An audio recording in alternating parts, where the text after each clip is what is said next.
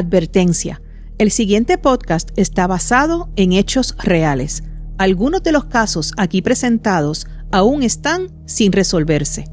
Todas las opiniones, conjeturas o hipótesis expuestas a lo largo de los episodios no constituyen en ningún caso acusaciones hacia los individuos mencionados. En los casos ya resueltos, este podcast comprende que los mismos se dilucidaron en el Tribunal de Justicia y no en la opinión pública. Hola criminautas, soy Silvia Batista. Gracias por estar aquí. Puedes vernos por GW5 Network, un canal de YouTube con una amplia oferta de podcasts, desde deportes, temas de actualidad, salsa, eventos y mucho más.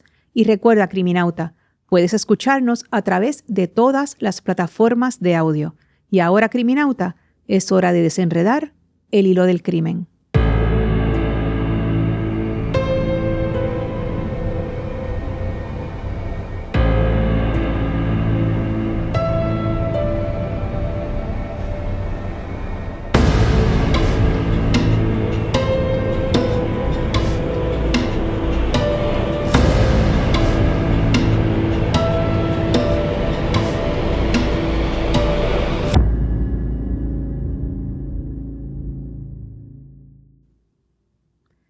Antes de comenzar a desenredar este hilo, me gustaría aclarar que lo haré con sumo respeto.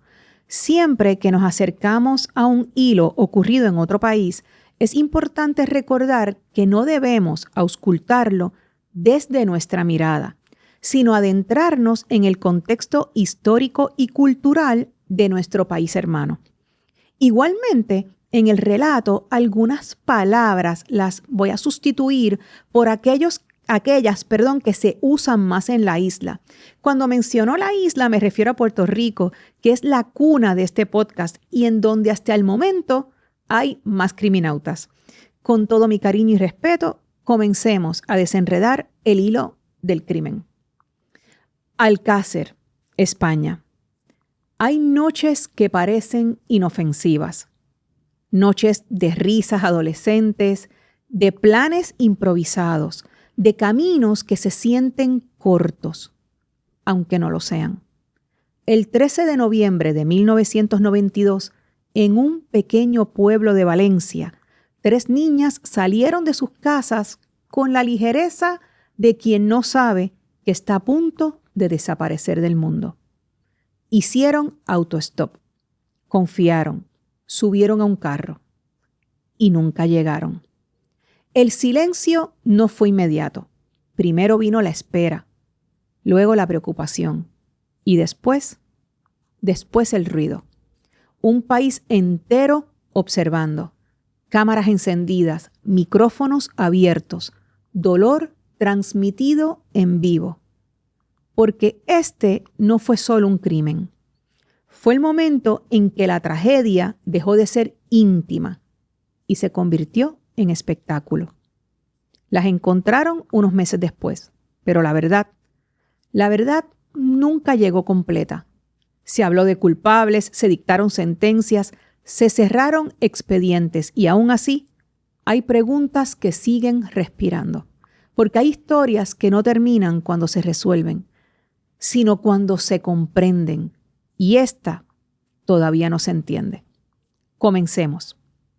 La noche del 13 de noviembre de 1992, cuando eran cerca de las 10 de la noche y Desiree, Toñi y Miriam no habían llegado a sus casas, sus padres supieron que algo no estaba bien.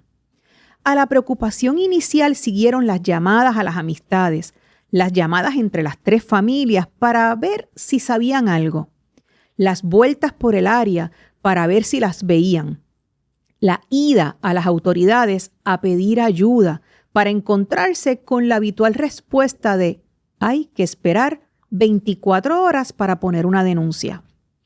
Miriam García Iborra, de 14 años, Antonia Gómez Rodríguez, de 15 años, y María Deseada Hernández Folch, más conocida como Desiree, de 14 años, desaparecieron cuando se dirigían, realizando autostop, como mencioné anteriormente, desde su localidad natal, Alcácer, hasta la discoteca Color, situada en Picassent. El autostop es el hecho de hacer señas para detener un vehículo en marcha con el fin de ser transportado gratuitamente. Acá en la isla decimos pedir pon. El contexto histórico es importante cuando nos acercamos a casos que ya llevan cierto tiempo de haber sucedido, más aún cuando no es nuestra cultura. Pues con el contexto histórico logramos hacer comprender las acciones de determinado momento. Tras la dictadura de Franco, que duró 36 años, en los cuales la represión fue la orden del día, al salir de la dictadura, en 1975, España comenzó un proceso de apertura al resto de Europa que tuvo repercusiones no solo en cuanto a derechos humanos y políticas públicas, sino en el arte, en el cine y en la vida diaria.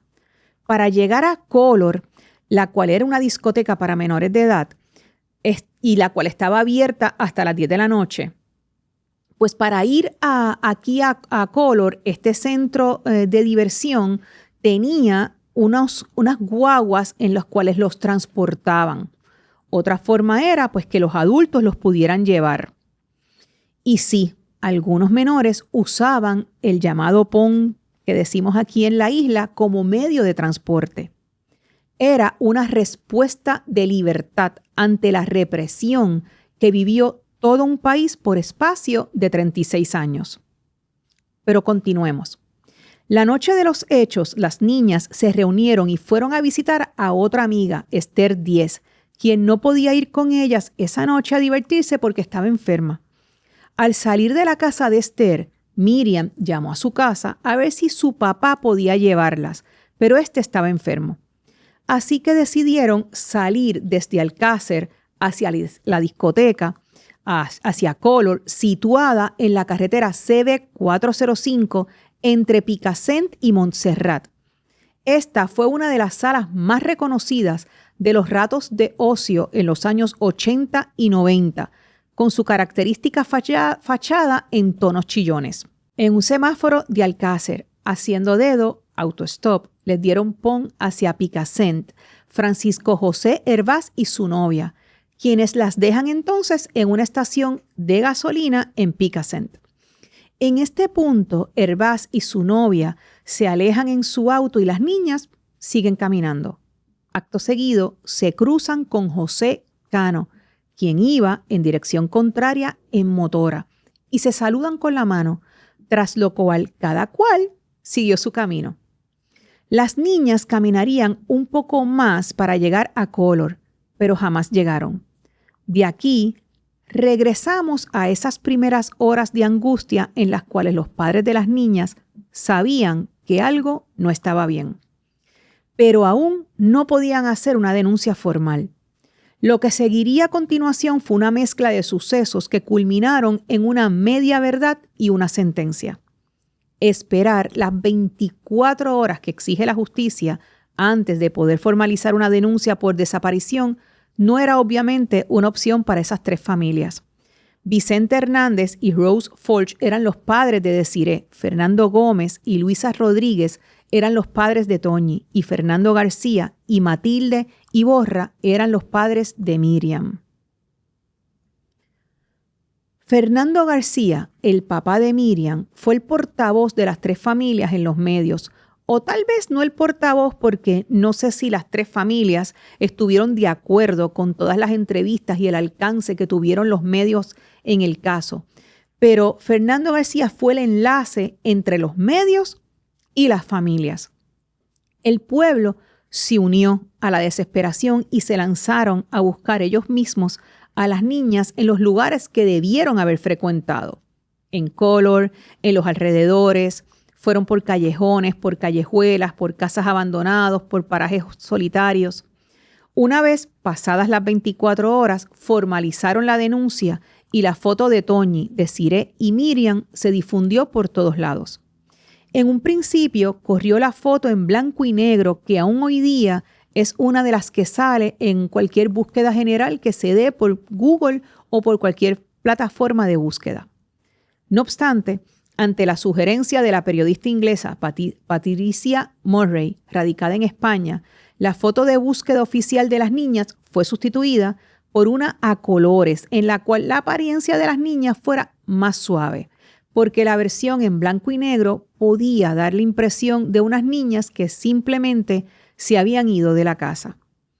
Pero nada más lejos de la realidad. Lo primero es que los padres saben si esto es una posibilidad o no, cosa que las tres familias descartaban. Y lo segundo es que ninguna de las tres dio señales de una posible huida del hogar.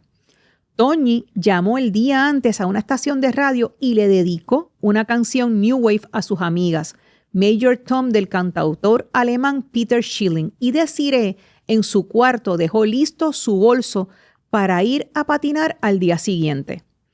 De las tres familias, el padre de Miriam García, Fernando García, quien les comenté, fue quien se mantuvo en los medios constantemente, siendo portavoz de las familias. Su fin era que se mantuviera viva la investigación y mientras los medios cubrieran el caso, se ejerciera, por ende, presión sobre las autoridades para encontrarlas. Como dice nuestro investigador criminauta Fernando Fernández, tiempo que pasa, verdad que huye. Así que la gesta de Fernando de mantenerse en todo momento atendiendo los medios y ofreciendo primicias sirvió para visibilizar el caso y que no redujeran los recursos para intentar dar con las niñas. Así pasaron varios días sin que tuvieran noticias de ellas. Los medios de la prensa se mantenían cubriendo la noticia y el país pendiente a los adelantos de la investigación. En ese intento de mantener los rostros de Miriam, Toñi y Desiree en el diario colectivo, se llegaron a imprimir 5 millones de flyers y posters para ser repartidos no solo en España, sino a través de Europa, ya que Fernando, el padre de Miriam, pensaba que habían sido secuestradas por alguna red de tráfico humano. Al cabo de una semana de la desaparición, una vecina de Picassent menciona haber visto desde su balcón, en un piso superior, a las niñas montándose en un auto color blanco y menciona que en el interior del carro iban 3 o 4 personas. Este apartamento quedaba muy cerca del lugar donde José Cano en su motora se cruzó con Toñi, Desiree y Miriam. El tiempo pasaba y las autoridades seguían sin pista alguna de qué había sucedido con las niñas. Pasaron las Navidades y no solo las tres familias, todo un país esperaba y despidieron el año sin noticia de las menores. El 27 de enero de 1993, en la partida de la Romana Catadau, a 23 millas de Alcácer, Gabriel Aquino y José Sala, 2 apicultores, 2 criadores de abejas, tienen una colmena en el área y caminando por allí encontraron una mano con un reloj que sobresalía del terreno, un cuerpo enterrado por completo, menos esa parte del brazo. Aquino y Sala se comunicaron con la Guardia Civil y al llegar el forense al lugar procedieron a excavar el terreno y se dieron cuenta de que eran las 3 niñas. Los cuerpos de Toñi, Miriam y Desiree habían sido encontrados, pero no solo encontraron los cuerpos. En adición, encontraron un guante, unos binoculares, 3 correas, piezas de ropa y restos de papel, entre otros objetos. Ya era de noche cuando por fin lograron remover los 3 cuerpos de la fosa común. Acordonaron el área para continuar investigando. Al otro día, ya con luz solar, encuentran trozos de papel que tienen la información de una persona, con fecha de nacimiento del 25 de julio de 1966 y apellidos Anglés Martins, que había sido tratada en el Hospital La Fe de Valencia por una enfermedad venérea. Se trataba de Enrique Anglés, de 27 años, residente de Catarroja, Alcácer, Catarroja, Catadau y Picassent son pueblos o municipios de la ciudad de Valencia. Enrique Anglés era uno de 9 hermanos, todos hijos de Enrique Anglés y Neusa Martins. Las autoridades hicieron una visita a la residencia de Enrique con el fin de hacerle unas preguntas. Al llegar, se encontraron con un muchacho que en un principio no quería dejarles entrar, por lo cual fue necesario que diligenciaran una orden de registro. Luego de esto, antes de llegar con la misma, o sea, con la orden de registro que le emitieron inmediatamente, el mismo muchacho les dio acceso. Este muchacho era Enrique Anglés, quien se encontraba en el apartamento con su hermana, el novio de la hermana, la mamá. Los agentes de la Policía Judicial es una unidad especializada dentro de la Guardia Civil encargada de las investigaciones criminales. La Guardia Civil es la unidad de seguridad de naturaleza militar que patrulla zonas rurales y fronteras de España. En otras palabras, es la unidad de la policía que abarca las zonas rurales. Volviendo al relato, al apartamento de los Anglés habían llegado efectivos de la Policía Judicial en busca de Enrique para hacerle unas preguntas, puesto que tenían escrito su nombre en los papeles rotos que habían encontrado en los predios de la fosa común, donde habían encontrado enterradas a Toñi, Miriam y Desiree. En el apartamento, como les mencioné anteriormente, también se encontraba al momento su hermana Kelly con su novio. Kelly, quien antes se llamaba Dolores, tenía en su habitación un teléfono de línea fija con contestador, con máquina contestadora, de esos que yo creo que en Puerto Rico eran como en los 90, quizás principios de los 2000, para su uso personal. Al apartamento llegó un muchacho de pelo pintado de rubio que se hacía llamar Miguel el Rubio, cuyo nombre completo era Miguel Ricard. Estando en el apartamento, diligenciando la orden de registro que habían obtenido, entró una llamada al teléfono de Kelly.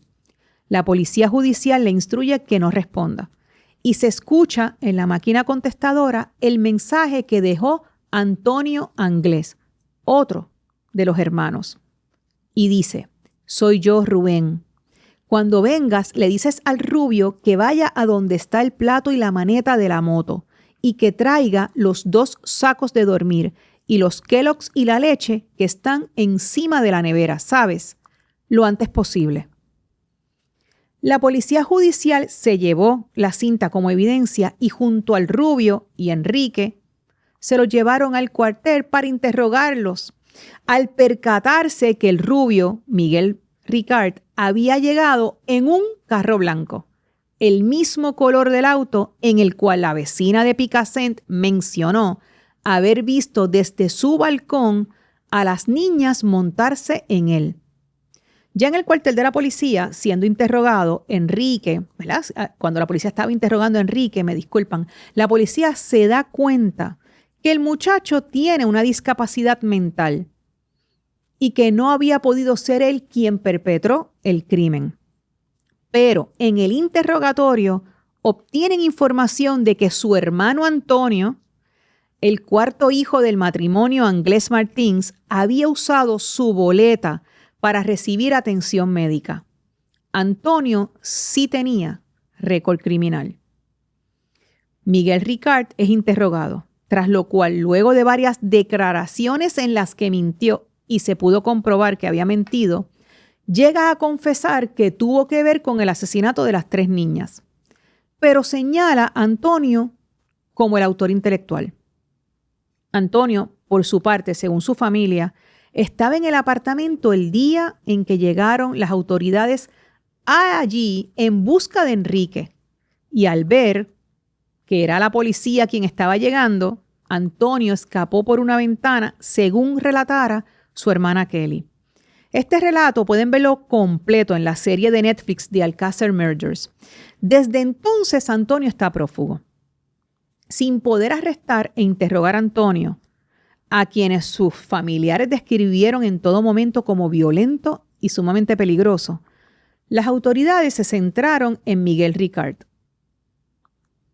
Regresamos a cuando encontraron los cuerpos. El 27 de enero encontraron los cuerpos. El 28 pudieron hacer la vista ocular de los predios, que fue cuando encontraron las piezas de evidencia que los llevó a Enrique Anglés y por ende a Antonio Anglés y Miguel Ricard, mientras en el Instituto Anatómico Forense de Valencia se les practicó la autopsia a los cuerpos de Toñi, Miriam y Desiree. Las niñas fueron abusadas y torturadas. El 30 de enero de 1993 se llevó a cabo en vivo el entierro multitudinario de las niñas. Los medios de televisión cubrieron el evento, para lo cual se habían trasladado a Alcácer. Alcácer es un municipio pequeño. Al momento de los hechos, 1992, tenía unos 8,000 y pico de habitantes. Hoy día, según el Instituto Nacional de Estadística de España, tiene 10,772 al 2025. De la noche a la mañana, toda la atención mediática del país se centraba en un pueblo. La cobertura de los medios, llegando a televisar en vivo momentos claves del dolor de estas familias y gestionando exclusivas con Fernando que lo comprometían a entrevistas en vivo, exponiendo el inmenso dolor de la noticia de la muerte de su hija y de los detalles de las circunstancias, han sido un triste capítulo en la historia de la prensa del país.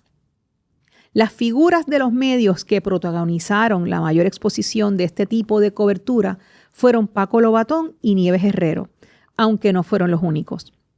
En cuanto a Miguel Ricard, lo interrogaron varias veces. Entre los interrogatorios, no solo le preguntan sobre los hechos, sino que van sobre el mensaje que le dejó Antonio a Kelly para que le dijera a él. ¿A dónde quería Antonio que Miguel fuera cuando le habló de la motora? Organizaron entonces una búsqueda y Miguel los llevó al lugar, donde se pudo comprobar que es el sitio al que Antonio se refería, porque no solo encontraron la motora, sino que apareció lo que aparentaba ser la pareja del guante que las autoridades habían encontrado en los predios de la fosa común.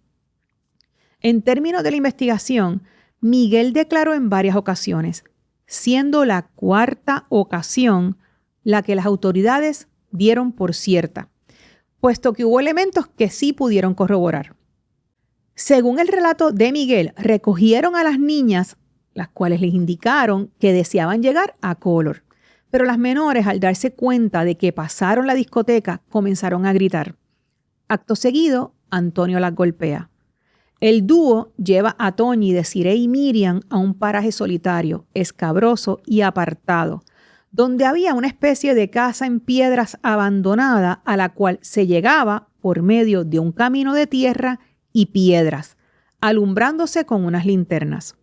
Al llegar, las atan dándole la espalda a una especie de viga de madera que había en el segundo piso de la estructura. Y Antonio viola primero a una de las niñas y luego, según las declaraciones de Miguel, Antonio lo amenaza diciéndole que si no viola él a la segunda niña, le haría daño. Las violaciones por turnos a dos de las niñas se dieron sobre un colchón que había tirado en el suelo, tras lo cual dejan a las tres atadas y se van a un bar cercano a comprar algo de comer y de beber. Regresan, duermen en el colchón mientras las menores permanecieron atadas. A la mañana siguiente, violaron a la tercera menor y luego de irse por un par de horas, Antonio regresa y decide ejecutar a las niñas de un tiro en la parte posterior de la nuca. Usando una especie de toldo que había en la estructura, las entierran en las cercanías donde fueron posteriormente encontradas por los apicultores. ¿Y Antonio? Antonio llevaba meses prófugo de la justicia, pues había estado de permiso penitenciario para salir por unos días luego de que estuviera preso por secuestrar y agredir a una mujer y por posesión de droga. En uno de esos permisos no regresó cuando se suponía. Por ende, huye al momento de ver que la policía llegó aquel día a su apartamento. No era porque pensaba que lo habían atrapado por el crimen de las niñas, sino que sabía que lo buscaban por no haber regresado de su permiso. En España, los permisos de salida penitenciarios son autorizaciones temporales que permiten a los internos, a los presos, salir de la cárcel. Están diseñados para la reinserción social o por razones personales. Se clasifican principalmente en ordinarios, que son la preparación para la libertad y extraordinarios motivos urgentes como muertes o enfermedades graves. Los presos deben cumplir requisitos como estar en segundo o tercer grado y tener buena conducta. Esto de los grados me parece que lo cubrimos hace poco en el archivo sobre el caso de Gabriel Cruz, el pescadito. Regresando a Antonio. Debido a esta situación a priori de la condición criminal de Antonio, no solo tenía experiencia escondiéndose en áreas rurales, sino que tenía guardado algún dinero escondido en varios puntos por los robos que había estado realizando. Esto le ayudó a permanecer prófugo. Al menos lo ayudaría algún tiempo. Antonio vendía drogas desde joven, robaba, le daba golpes a las mujeres que estaban en su vida y humillaba a todos a su alrededor. Neusa, la mamá de Antonio, relató muchas de estas ocasiones y relató que ella misma le tenía miedo a su hijo. Al día de hoy, Antonio permanece prófugo. Unos piensan que ha muerto, otros que anda fugitivo. Miguel Ricard fue sentenciado a 170 años de prisión el 5 de noviembre de 1997 por haber sido declarado culpable del crimen de Alcácer, que incluyó el secuestro, tortura, violación y asesinato de las 3 adolescentes de 14 y 15 años, Antonia Gómez, Miriam García y Desiree Hernández. Su sentencia se redujo a 21 años, reasignando la fecha de su liberación para el 19 de enero de 2023. No obstante, Miguel Ricard fue liberado de prisión el 29 de noviembre de 2013. Tras salir de la cárcel, Miguel ha mantenido su inocencia en varias ocasiones, negando su participación en los hechos, mencionando en unas ocasiones que Antonio lo mataron en España, pero luego sometiéndose a unas entrevistas por YouTube en donde acepta los hechos, aunque mencione también otras personas. Fernando García, el padre de Miriam, se mantuvo activo en el caso, sosteniendo la teoría de que en la muerte de las niñas estuvieron involucrados altos funcionarios de la localidad. Esta teoría junto al periodista criminólogo Juan Antonio Blanco. Blanco murió en el 2019 a causa de cáncer. Nunca mostró ninguna evidencia de esto. Por estas acusaciones, las cuales hicieron públicas en un programa de televisión, tanto Juan Antonio Blanco como Fernando García fueron sentenciados a varios meses de prisión y a una cantidad de dinero para indemnizar a los funcionarios judiciales a quienes estaban acusando. De hecho, según el documental de Netflix, la familia solicita una segunda autopsia, la cual fue controversial y se dio, pero no sin controversias adicionales. Las autopsias fueron otro de los detalles que dejaron dudas del caso, como por ejemplo que para esa segunda autopsia no estaban completos los cuerpos y que los mismos habían sido lavados, detalle que no le permitió analizar los insectos en las víctimas al patólogo forense. Estos insectos dan información sobre el tiempo de fallecidas y el terreno o condiciones en que estuvieron expuestos los cuerpos. La figura de ambos se vio afectada por estos y otros comentarios relacionados a acciones económicas con el dinero que llegaba por medio de donaciones durante el tiempo de las desapariciones y posterior investigación. Fernando García sigue creyendo que ni Antonio ni Miguel tuvieron que ver con la muerte de su hija. Aún hoy día, cuando no se sabe nada de Antonio Anglés, quien se piensa que huyó en un barco, con el adelanto en la tecnología de ADN, pienso que se podría analizar piezas de ropa preservadas de las niñas para levantar un perfil genético del agresor y poder poner fin a las dudas que hayan quedado latentes entre familiares y el pueblo. Para pensar, nos dicen que hay que esperar 24 horas, como si el peligro respetara relojes, como si una desaparición no comenzara en el primer minuto en que ese ser querido no vuelve.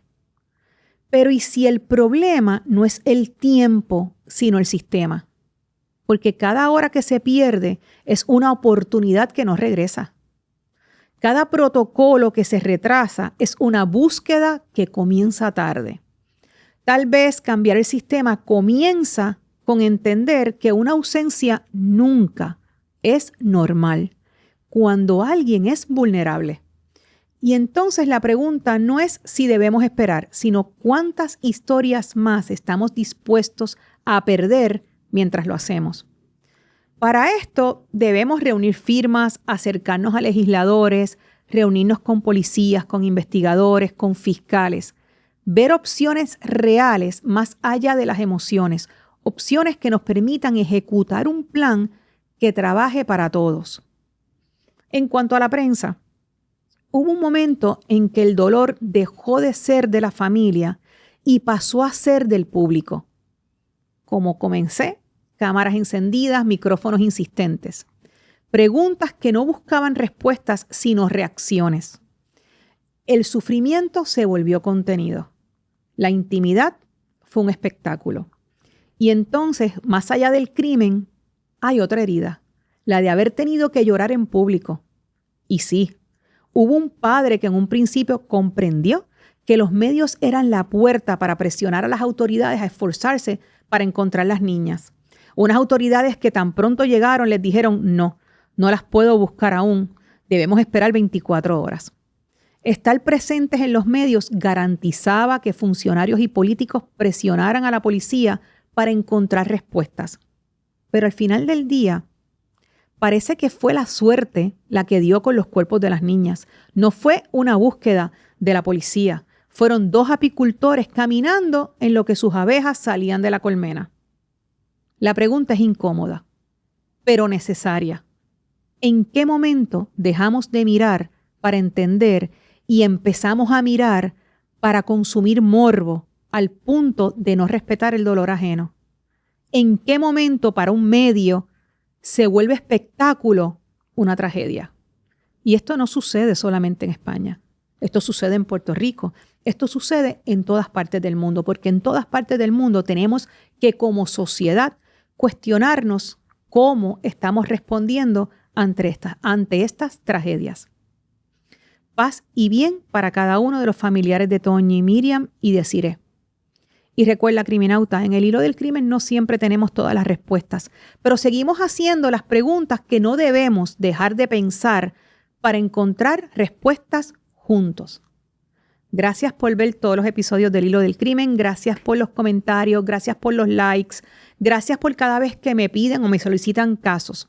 Este caso me lo habían pedido, yo creo que hace ya como 6 meses y yo lo tenía anotado hasta que por fin pude darme a la tarea de leer un libro, buscar en los artículos de periódico, ver también el documental de Netflix que se los recomiendo. Así es que le doy las gracias. Cada vez que me solicitan un episodio, yo se los prometo que yo los anoto. Gracias por estar aquí. Así es que hasta el próximo episodio, criminauta.